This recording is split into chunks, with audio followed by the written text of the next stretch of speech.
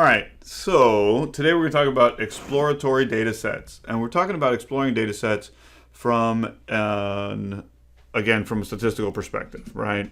So we're not talking about finding data sets. We're not talking about downloading them. We're talking very much about finding out what are the statistics inside of a data set that we want to play with, right? And there's a couple of very general steps for this. Excuse me. Now, if you go to the internet and you say, hey, what are the steps on exploratory data set? You'll get all sorts of different versions of this, and that's fine. Not all of these are perfect. Not all of these are exactly the same. And that's fine. Like, you want a general idea of what you're looking at. The point of exploring a data set is to find out whether or not you can do the other fancy stuffs with it later. So you want to know if the data is normal, right? Normal curve, normal. You want to know what the descriptive statistics are and that kind of stuff. So let's build out a list real quick of what these guys are or should be. And you can do whatever you want here as long as you have a process. That's what we care about. We want you to have a process. This is a very generalized list. The first thing that we do is we look at missing data, right? Now, this class isn't going to cover missing data. There's some stuff that we need there. If you have a little bit of missing data, then you can do stuff like throw out those observations. Throw out observations that have missing data. If it's missing a little bit, you can kind of mess with it, but you can't. There are other techniques such as averaging or estimating and putting in data so you can keep the observations. But if you have 1 or 2 out of 500 observations that are missing, then you can just throw them out. I should put throw out observations, maybe, right? Because maybe we won't. Maybe we don't want to throw them out. You've got to make that decision as a researcher. Number 2, we want to do our descriptive statistics. This is where we usually start the conversation, descriptive statistics. This is where we usually start a conversation. In class, we talk about mean, mode, median, min, max, all the M's, right? We talk about standard deviation. We talk about percentiles, the 50th percentile, which is also the median. Excel does this for you if you use your data analysis macro or your data analysis tab. But for the most part, we just want to know what our averages are, average, min, max. And what happens here is some very common, people will do the descriptive statistics and then they won't do anything with them, right? You take a look at them. If the min is too small, if the max is too big, you're like, something's weird, something's wrong. I don't know what we're going to do, etc. Number 3, we're going to look at the shape. How does the data look? And I mean that very, how does it look?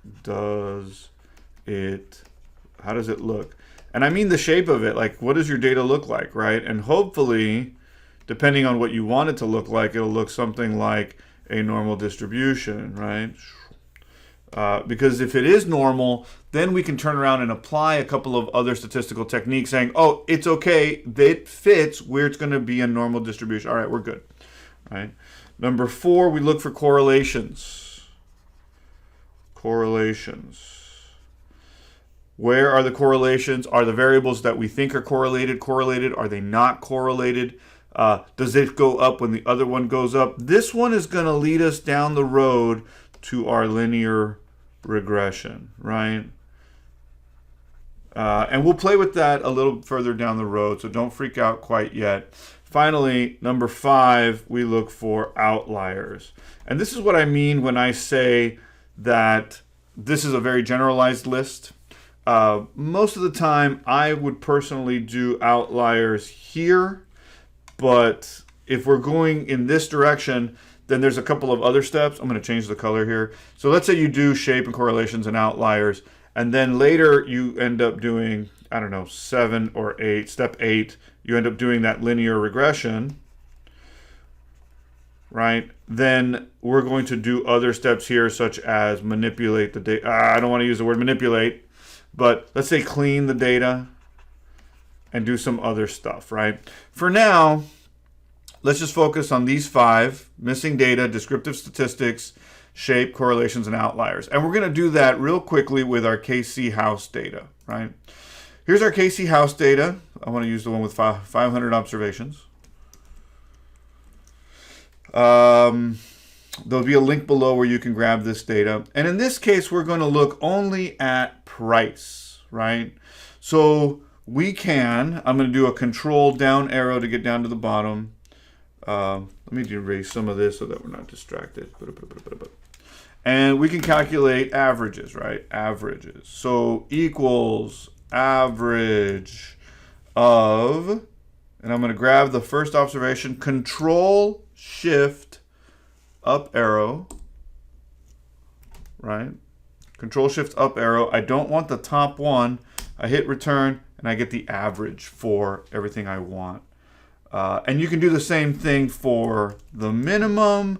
You can do the same thing for the max. I think we can do the median. There's the median or whatever else. Or you can do it the long way, right? Equals sum of, what column is this? C2 all the way to C501, close parentheses, divided by 500 observations.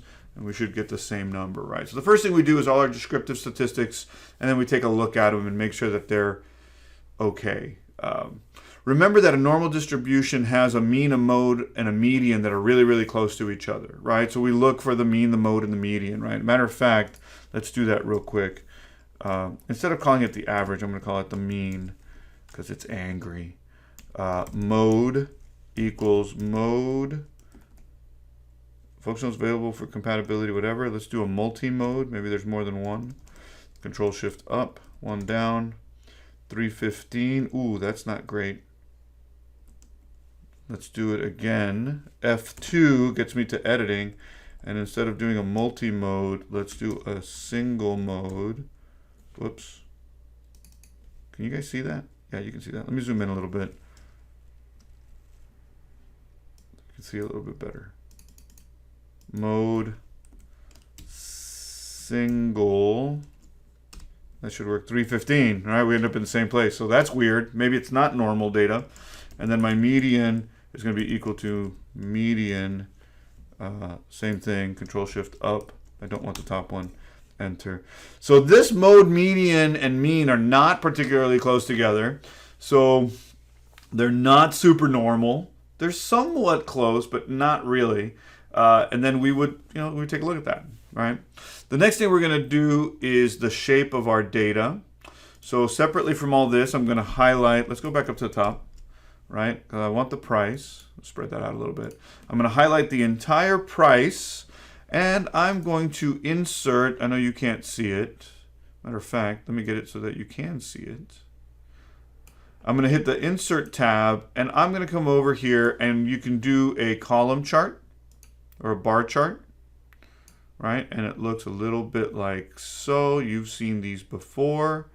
Doesn't really tell me a whole. It tells me that there's a very, very few super expensive ones, and that across the bottom here, there's a lot at the 500 mark. That's a fairly good curve. All right, that's great. That's nice. You can also turn around and do some other things with this. Like, can I do a histogram? Let me see if this works automatically with the histogram. Let me get it back here. So again, insert, and I go over to the graphs, and here's a little histogram. And if I insert the histogram, I get this. Yes. Yeah. So this is a great one. It gives me a good shape of the data. It tells me that it's normal-esque. It's not truly normal.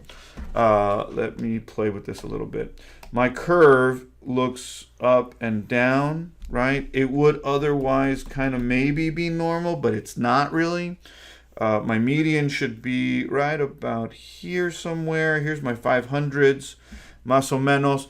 This is what I mean by figuring out the shape of the data. Like, what does it look like? It looks like there's a long right tail. And that tells you something, right? It tells me that there's a couple of observations here, this one, and these guys that are pulling the data, pulling the average off to the right. Oh, okay, I got it. So maybe this is an outlier, right? And I'm kind of walking through.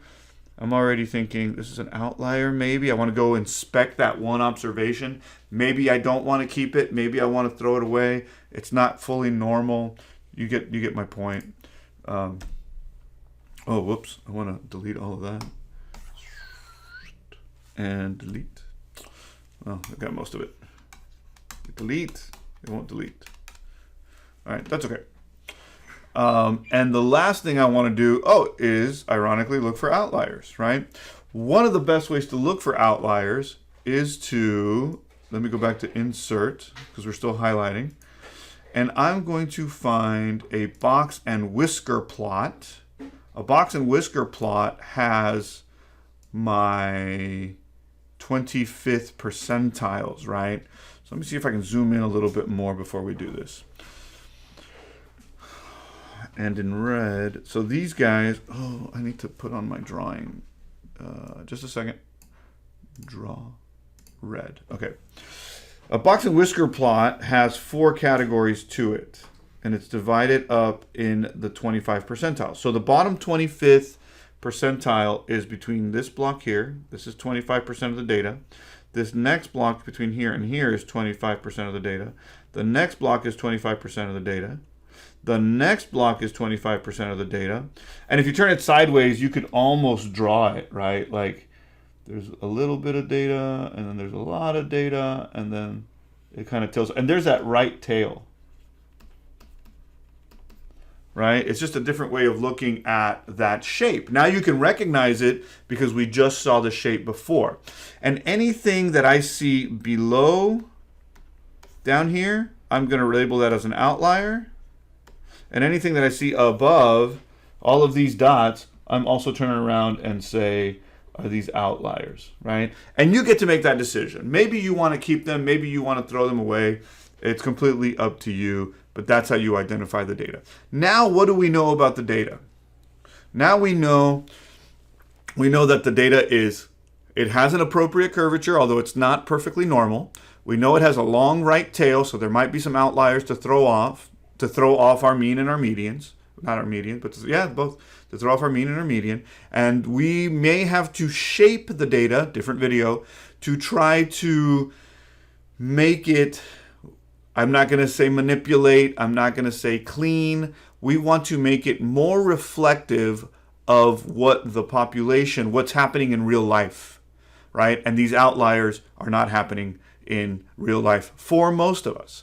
So if we were to consider income as a separate example, Jeff Bezos' income or Bill Gates' income is so far off to the right that when I talk about doing research for income and say, what's your income and what's an appropriate income or whatever, those guys are going to pull all the expectations so far away from reality that it's really not going to be an appropriate reflection for trying to increase or manage whatever, or estimate, predict, whatever it is you're trying to do with your research, the income for the vast majority of individuals.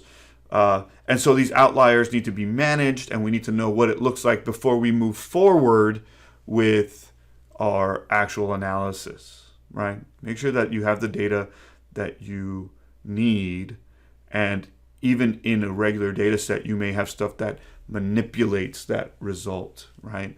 Exploratory data sets are there to try to identify, exploratory data set management is there to identify how the data may not get you to the results that are reflective of what's happening inside the real world.